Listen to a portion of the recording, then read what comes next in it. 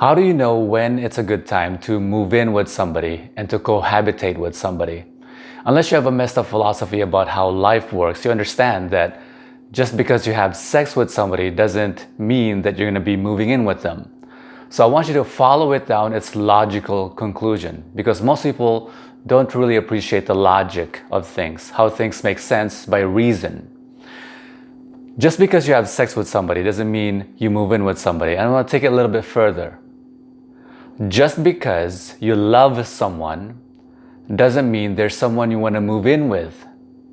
And so how do you figure out what is the equation that you have to have in your mind? What are the signals that you have to have in your mind? And what are the standards that you have to have so that you figure out for yourself that it's time to move in with somebody? So it's not sex. Obviously, just because you have sex with them doesn't mean they're people you want to be moving in with. Unless you have some messed up philosophy about you can only have sex with somebody for one person for the rest of your life. Number two is just because you love them doesn't mean there's someone you want to be moving into. So if it's not love, it's not sex, what is the barometer? What is the thing, the signal that indicates that you should be moving in with somebody? I would encourage you to consider a few things. One is by nature, and one is through arrangements. So the number one thing is you have to recognize your nature as a person. And the thing is, most people don't understand how they are and who they are by their nature, merely because they haven't studied the idea biology, how we evolved as human beings.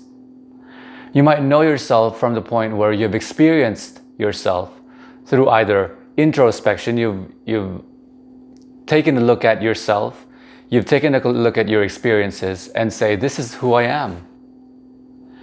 And also circumspection, taking the opinions of others and taking it for yourself and considering it and saying, hey, this is what other people think of me, therefore this is who I am. Now, if you are in the Great Relationships University, we talk about how identity and how you can create yourself. But that's outside of this topic. But most people don't understand who they really are as natural human beings. What drives your sexuality? What drives your relationship? What drives how do you come to love somebody? And so this is what we delve into in the Great Relationships University #1. Go to greatrelationshipsu.com, and also in my book, go to amazon.com and search Relationships 101, Roan John, Ronejohn. There are three things that occur in every relationship at the outset, and that is infatuation. They're called the 3 I's: infatuation, intimacy, and intensity. I'll go over them very briefly. Infatuation is when your brain drugs you with chemicals saying that you can't see who that person is. In other words, it blocks off intimacy. Intimacy is the second I, which is how well you know someone. And then there's intensity, which is how intense your relationship, the chemistry, so they say. In the beginning of every relationship, you're having sex with them so many times per day, per week. And then 5 years down the line, you have sex with them once every month, once every 3 months, once every 6 months, once every year. What happened? People don't understand the nature. In the beginning of the relationship, all of these 3 things occur, persistent in the relationship. At the beginning, there you have your infatuation. This lasts from a couple of weeks all the way up to a year and a half, 18 months.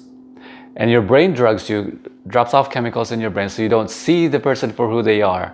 Everything they do is cute because it blocks off intimacy, how well you know that person. It doesn't allow you to have intimacy. So at the very beginning, the intimacy is really low and the intensity is really high. And the infatuation is blocking off how much intimacy you know that person.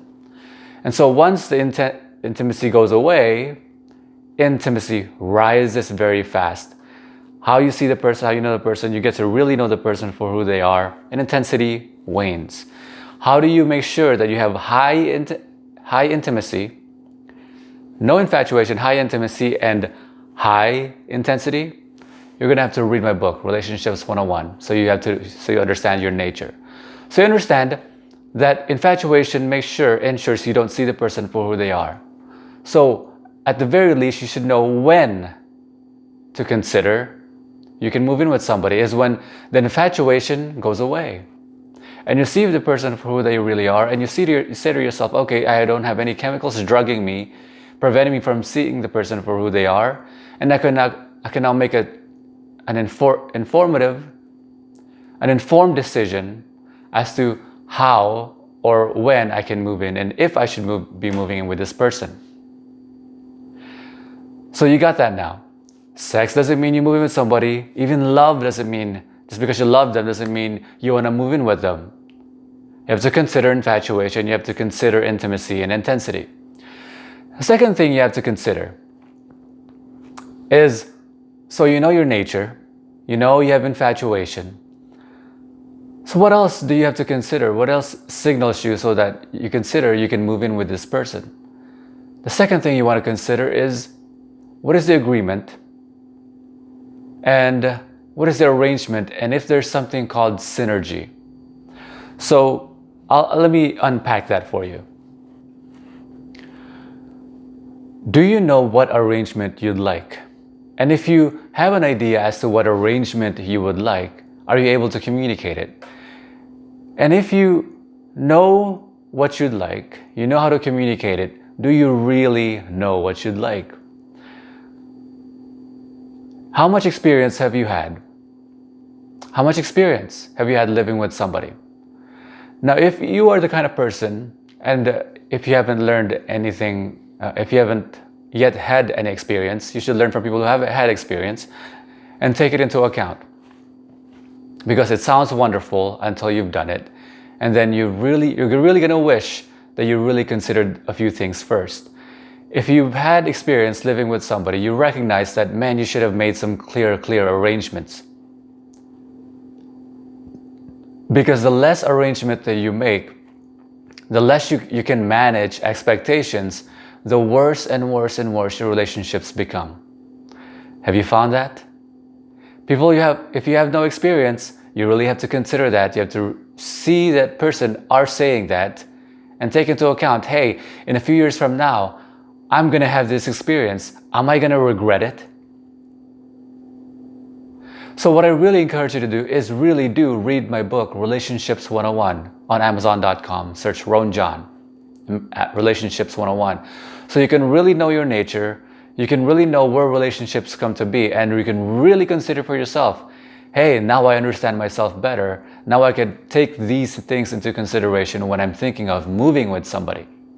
This idea is also incredibly important for someone who is already moved in with somebody, and that is the idea of arrangements.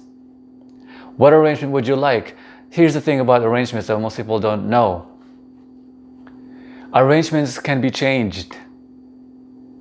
And here's, in fact, the more clear you have your arrangement, the better it is, the easier it is for you to revisit them and rearrange your arrangements. Do you savvy?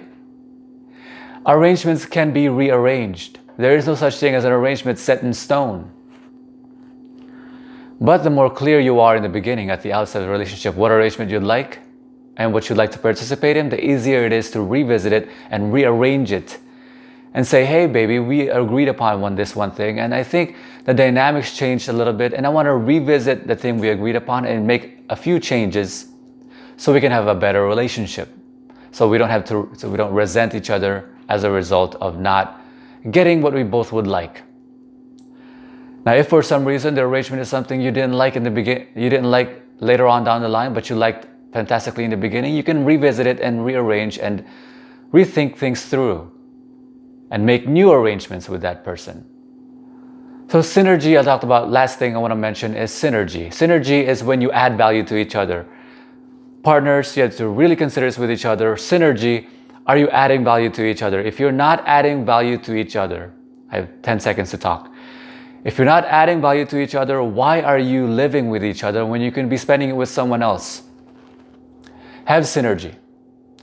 Share this video, like it, and go to greatrelationshipsyou.com. Get the book Relationships 101.